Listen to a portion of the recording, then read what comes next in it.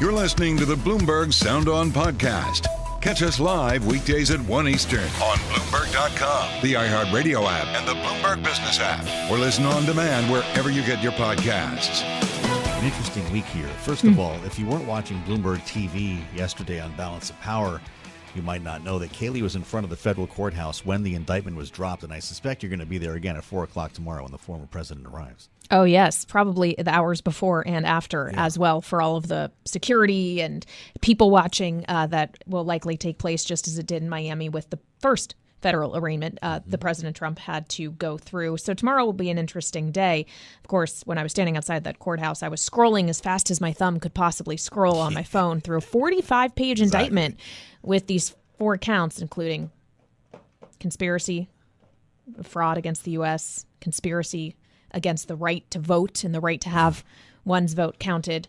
And once again, we're talking about the legal troubles stacking up for the former president. Special counsel Jack Smith shortly after the indictment was unsealed. The attack on our nation's capital on January 6th, 2021 was an unprecedented assault on the seat of American democracy. As described in the indictment, it was fueled by lies. Lies by the defendant targeted at obstructing a bedrock function of the U.S. government, the nation's process of collecting, counting, and certifying the results of the presidential election. Let's bring in Erik Larson, Bloomberg legal reporter, who's been helping to lead our coverage on this for some time now, and now at a third indictment. Erik, we welcome you on what I'm sure is another busy day. What's going to happen when Donald Trump comes to Washington tomorrow? Well, it's going to be a circus at that courthouse, as you can imagine. I think we're anticipating that the hearing at 4 o'clock is going to be pretty short. He's going to be arraigned in person. He'll enter his initial plea. Of course, we expect that to be not guilty. And then he'll leave. He's not going to be technically arrested, we're told. He'll be fingerprinted and then released on his own recognizance. And then do we have any indication of the timing from that point on? I mean, we heard Jack Smith yesterday saying he's seeking a speedy trial, but of course there's other already set trial dates that the president is facing in 2024. Yeah, indeed. We don't know that yet. We probably will get some guidance on that pretty quickly because the judge will want to know and maybe get an idea. We can look at the last federal indictment, of course, the records case down in Florida.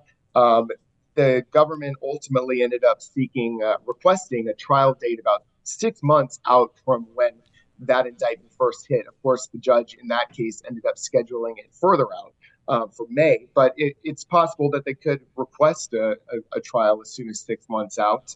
But it's unclear how that might balance with all of the other trials. Trump could theoretically end up here getting some of these spread out farther in ways that perhaps the prosecutors don't want, just as a result of the crowded calendar and, of course, his campaign schedule. But again, it's too soon to know right now. But potentially they could request to have a speedy trial like they did in Florida. I guess another way of asking this, Erik, is, what are the odds that these cases, and specifically this January 6th case, goes unresolved at the time of next year's election? I mean, I would say that that's definitely a risk out there, especially even if for the best case scenario for the special counsel here, if he were to hold both of the trials before the election and even win convictions, you would still have an appeal process that could drag it out much further. Of course, there's so much speculation from legal experts lately about what would happen if Trump were to win the election and still have convictions hanging out there over him, perhaps on appeal. I think, it's been said so many times, this is unprecedented and this really is uncharted territory. So I think a lot of us are going to learn a lot in the coming year. All right, Erik, thank you. Don't be a stranger, and appreciate your reporting each day through this process here. Erik Larson, Bloomberg legal reporter. Pretty amazing to think it was a week ago. A week ago tomorrow, I guess, I was sitting with Erik in New York talking about when this indictment was going to drop. It's been a little bit of a slow drip here. And we want to add the voice of John Dean to the conversation, the former White House counsel for President Richard Nixon, of course, famous for blowing the whistle in the Watergate scandal. John Dean, welcome back to Bloomberg Radio. I'm glad you're here, and I wonder your thoughts on comparisons to Watergate, if they're appropriate, or is this truly uncharted territory? I think it is uncharted territory. I heard a historian do the analogy that Nixon's Watergate was like a lightning bug. Trump's behavior is like a lightning storm in that it threatens the entire structure of our democracy. I think it's a pretty good analogy.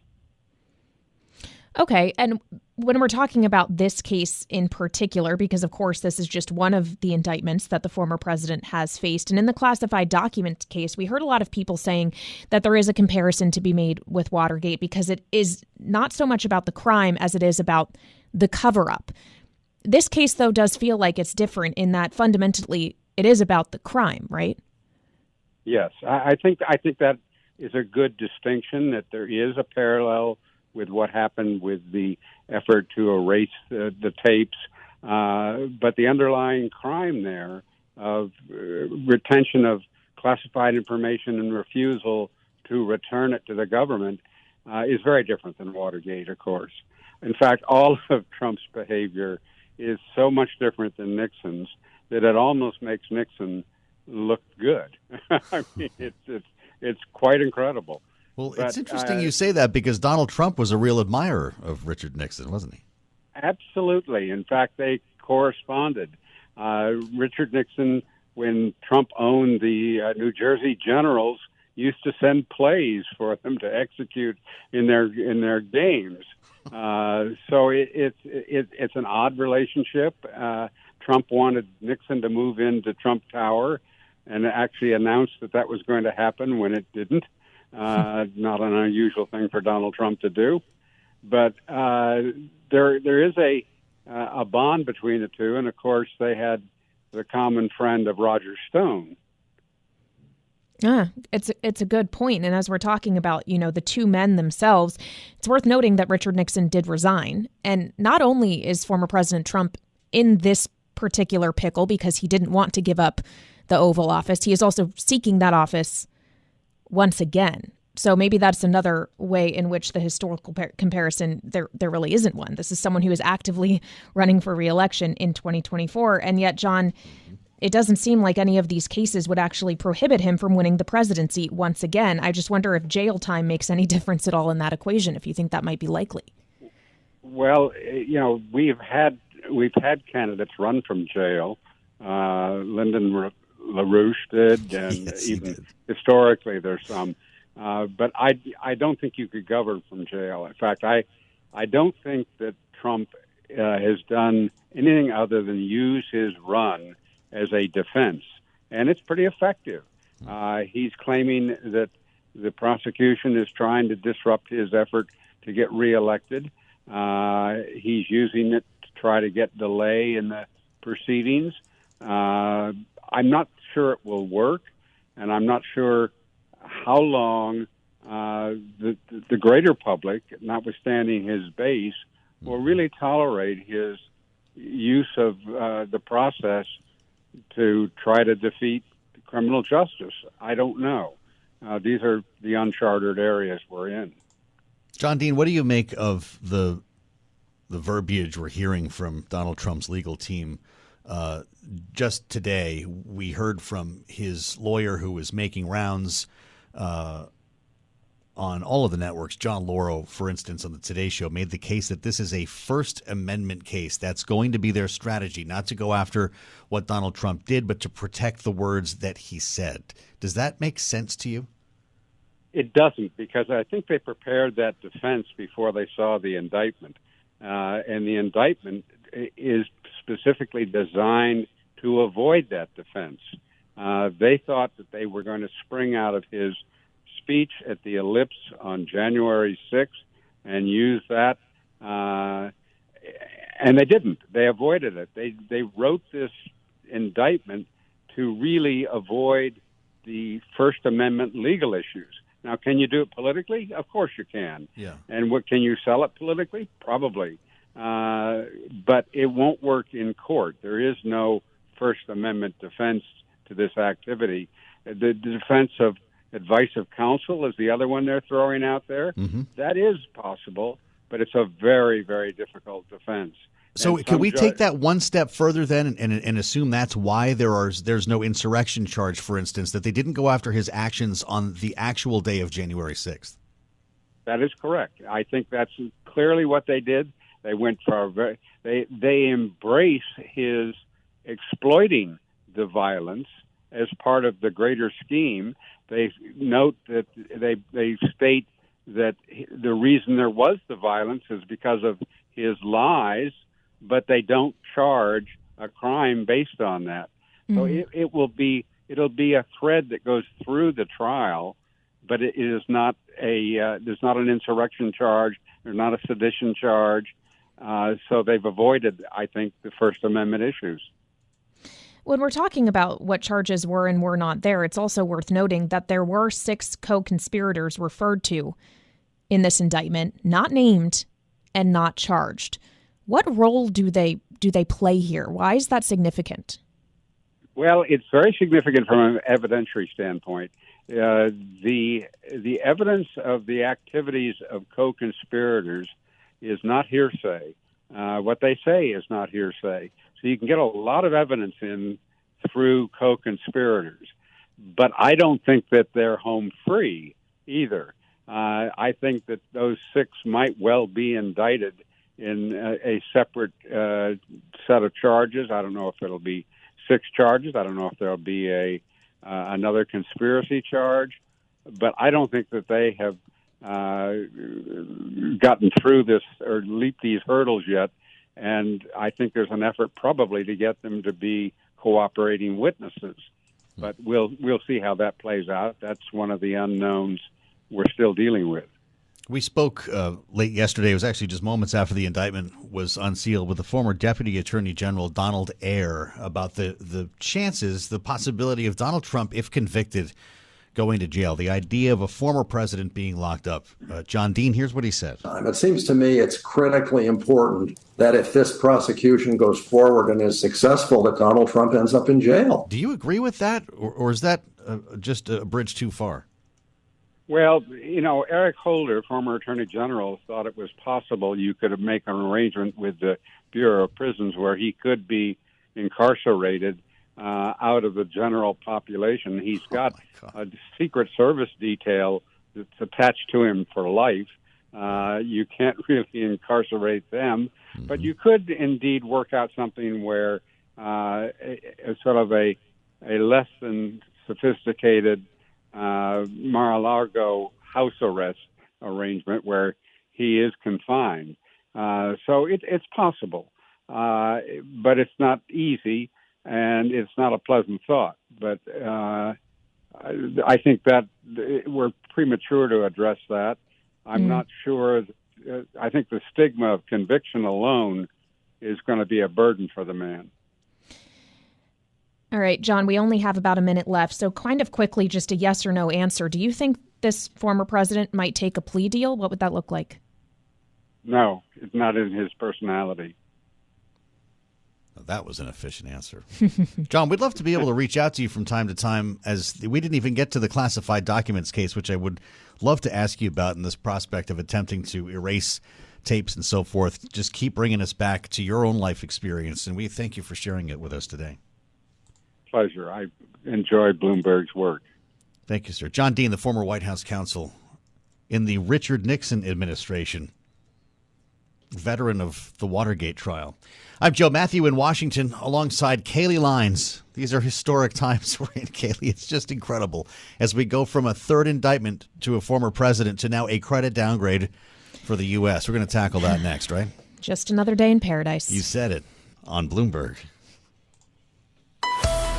You're listening to the Bloomberg Sound On podcast. Catch the program live weekdays at 1 Eastern on Bloomberg Radio, the TuneIn app, Bloomberg.com, and the Bloomberg Business app. You can also listen live on Amazon Alexa from our flagship New York station. Just say, Alexa, play Bloomberg 1130. We're having a serious conversation here today inside the Beltway about the erosion of governance. Yes. Following the Fitch downgrade yesterday. When you read this thing, my God, we're doing everything wrong. here in Washington. The debt ceiling deal, the way it came together, what was left, and now the relitigation is a major problem for Fitch ratings. Yes. Which, by the way, even after that debt ceiling deal, had warned that they weren't taking the U.S. off of watch negative. True. And then they acted on it. Timing maybe a little bit surprising to almost all of us. I think a lot of economists are actually puzzled by the decision itself, but Fitch seems to see multiple reasons why the U.S. didn't deserve a AAA rating, and instead AA plus is what we get. They say it reflects an expected fiscal deterioration over the next 3 years, a high and growing general government debt burden, and as you said, Joe, the erosion of governance. Yeah, what a way to choose words. The Treasury Secretary is upset about it. Janet Yellen writes, quote, "I strongly disagree with Fitch Ratings' decision. The change by Fitch announced today is arbitrary and based on outdated data." Earlier, Bloomberg spoke with Fitch Ratings' Richard Francis. Shanali talked to him, as I'm sure you saw or heard on Bloomberg TV or radio, Kailey. He had a reaction to that statement from the Treasury Secretary. We have that data for every country in the world, and it comes out once a year. And we're able to use it for comparison's sake and not just say it's Fitch coming up with this, this underlying governance. So, yes, it's a little bit backward looking. So much for outdated data. Yeah. Yellen even says, the ratings model declined markedly between 2018 and 2020. She didn't hold back. Yeah, and something else the Treasury Secretary and the White House and others have pointed to is the fact that Fitch did this against the backdrop of what has been, to this point, an incredibly resilient U.S. economy. Fitch's response to that was, even if the U.S. avoids a recession, it's not going to change the trajectory of the debt or the debt to GDP, and that's really what they're focused on here. Isn't it? Yeah, it is. It's a fiscal responsibility question at the end of the day, right? And that's a longer term issue than perhaps the near term economic health. Just wait for the racket we're going to have when all the lawmakers come back to town after August recess, and then we'll see how crazy Fitch sounds. Right, when we're talking government shutdown. Yep. Let's talk to an economist about this, Joe. What do you say? Actually, this is really important to us. This is a political show, but we wanted to get to the economic side of this and actually talk data for a moment, so I'm all for it. All right. Laura Rame is standing by. She is chief U.S. economist at FS Investments. Laura, great to speak with you again here on Bloomberg. Let's just start with Fitch's downgrade itself. Do they have a point? Does the U.S. deserve this? Good afternoon. This is something that is clearly not new, but I think it was really hammered home today when the Treasury issued its guidance for the coming auction this coming week. We are just facing a much heavier debt burden, just both in size and in interest rates. We've just grown a lot complacent with interest rates so low for so long. And I think that is really going to come home to roost. And it's going to mean that going forward, that deficit burden and interest rate burden is only going to grow. So did Fitch do the right thing?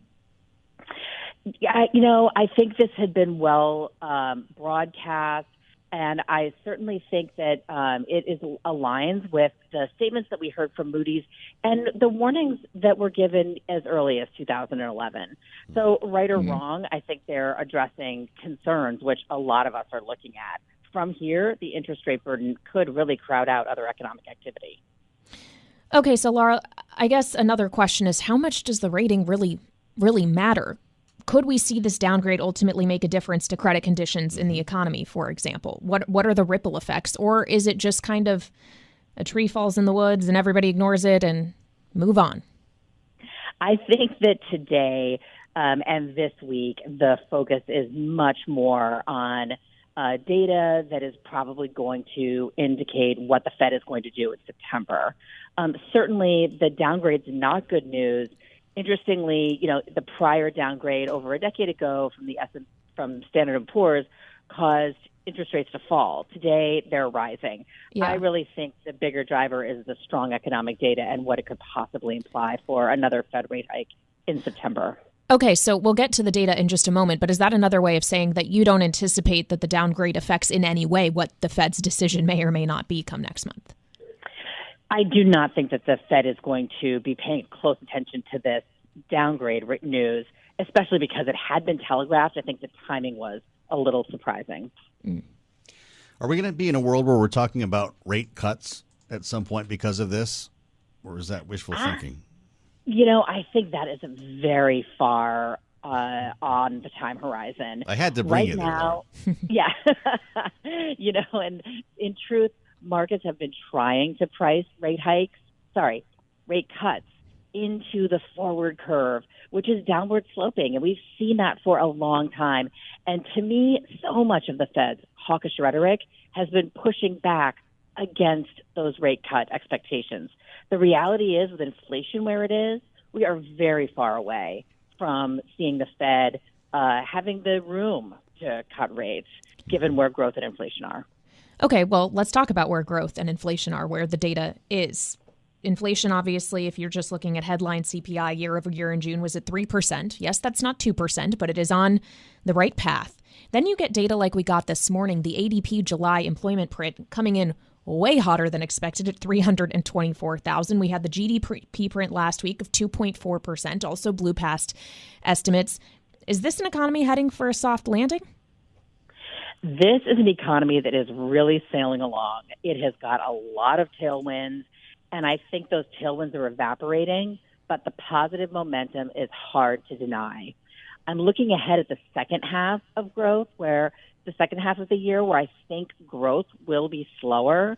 And unfortunately, I am still in the camp that sees a pretty big probability of a recession sometime next year. But it's going to take a while to evolve. And, I go back to what expectations for the Fed were before the banking crises in March. Back then, we thought the Fed was going to be raising rates to over 550, around 565. I think as the data stays strong, those expectations may come right back into play. And where do you see inflation at the start of a recession, say the middle of next year?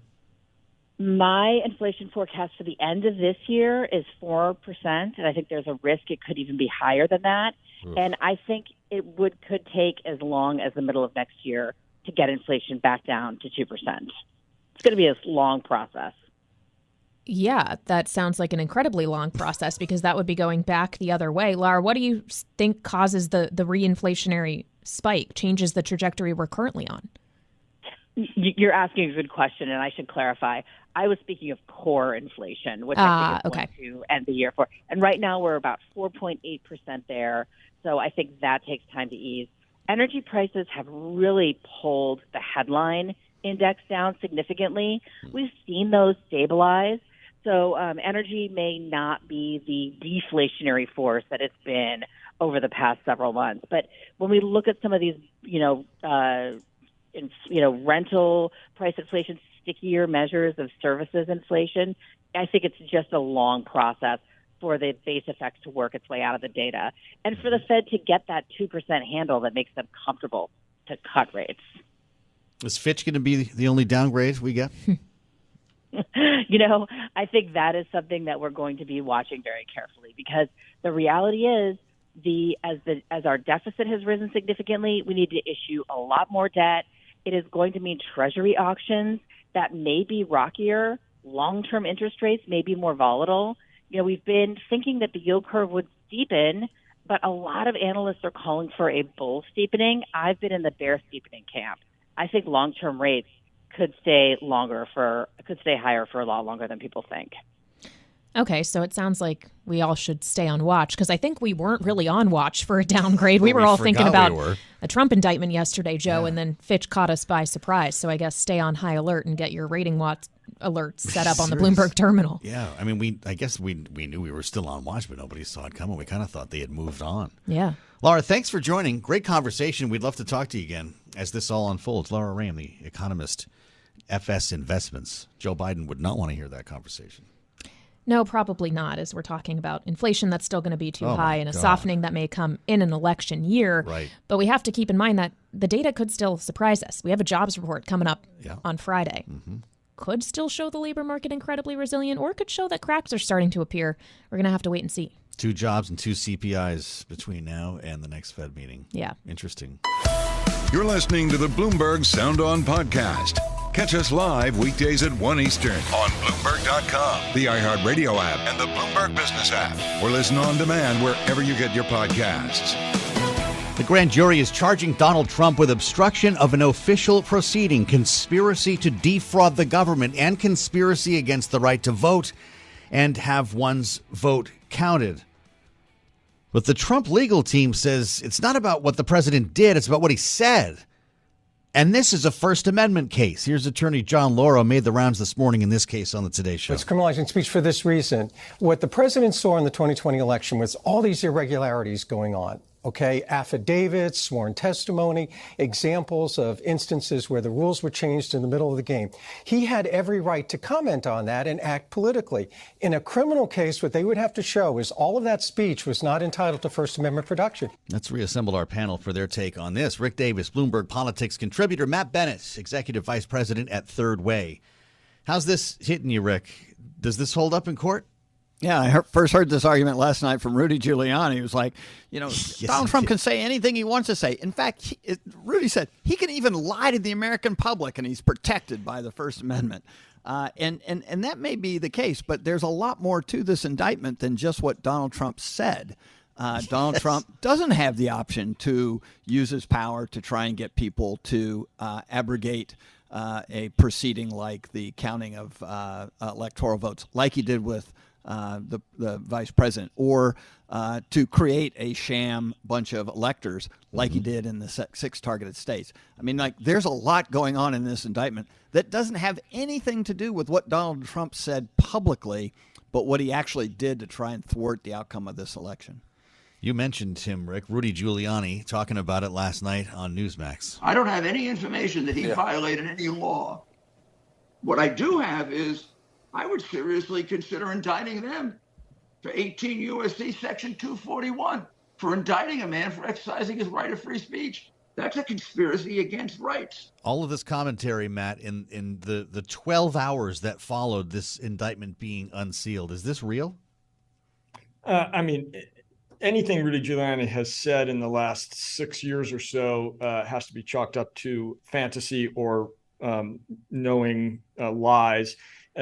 So what I would argue is the Trump defense that his lawyers are starting to trot out doesn't hold up at all. I mean, as Rick noted, there's plenty of speech that is not protected. You can't go into a bank and say, "Give me all your money or I'll shoot you." That you're speaking, but that is illegal speech, and it is used in the conduct of a crime, and that is what is essentially charged here. Yeah, this is an interesting one. More from John Lauro earlier today on NBC. The government in a criminal case has to prove beyond a reasonable doubt criminal intent and corrupt intent. They have to demonstrate beyond a reasonable doubt that, number one, President Trump did not believe that all these irregularities were true, and number two, that he did something to corruptly obstruct justice. And they can't prove that because everything he did was to get at the truth. All right, so this is interesting to me as well, Rick. Will the government be able to prove, based on what's in this 45 pages, we know a lot of people who were being paid well to represent Donald Trump on legally here, told him that he lost the election. Does the government need to prove further that he knew he was lying? Look, I don't know what the legal standard is going to be for the government's case, and we go into this presuming that Donald Trump is innocent, and that the prosecutor's office is going to have to convince a jury of his peers on their case. And I constantly go back to the January 6th committee hearings that I watched intently because it was such a historic moment. And the voluminous number of Trump administration appointees, people who worked for him, who were in the job of telling him what was going on in the legal system and the electoral system, related to whether or not this was a legitimate election.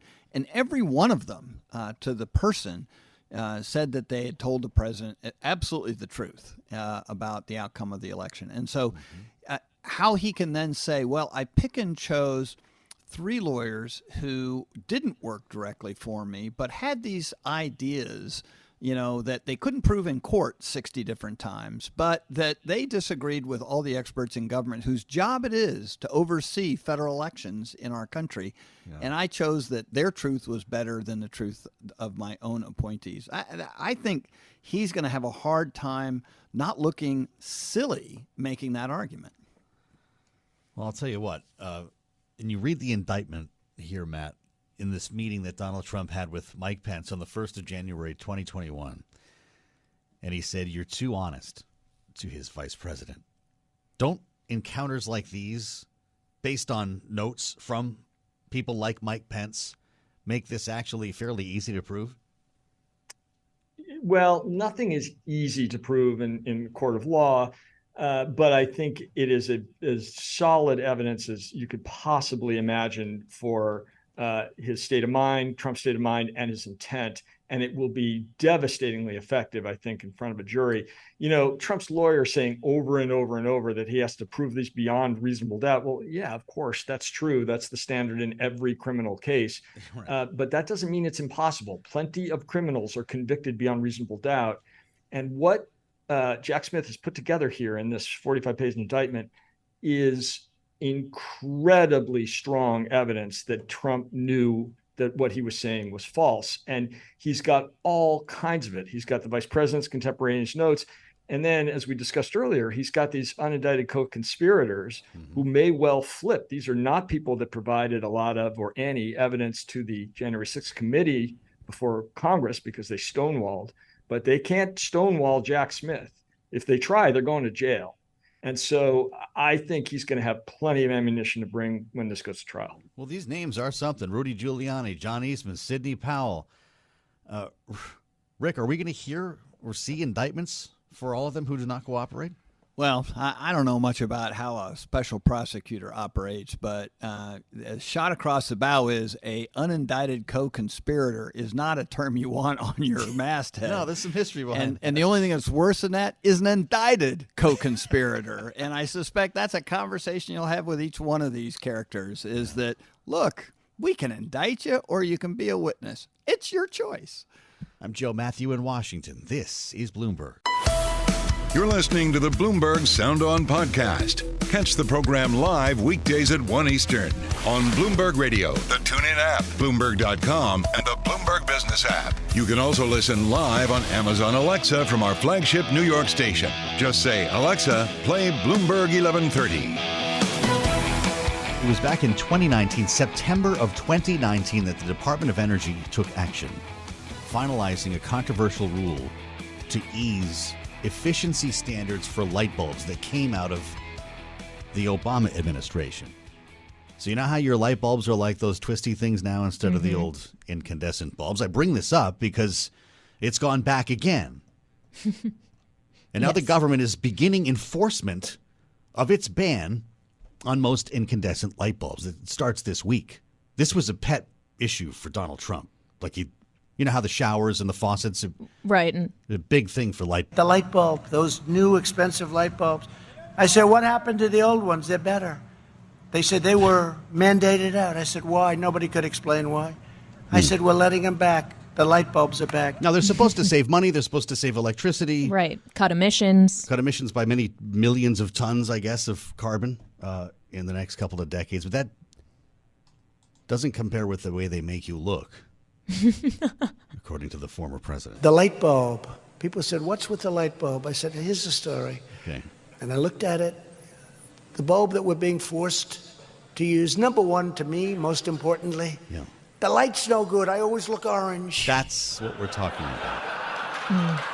And so do you. Well, I don't know. The light is the worst.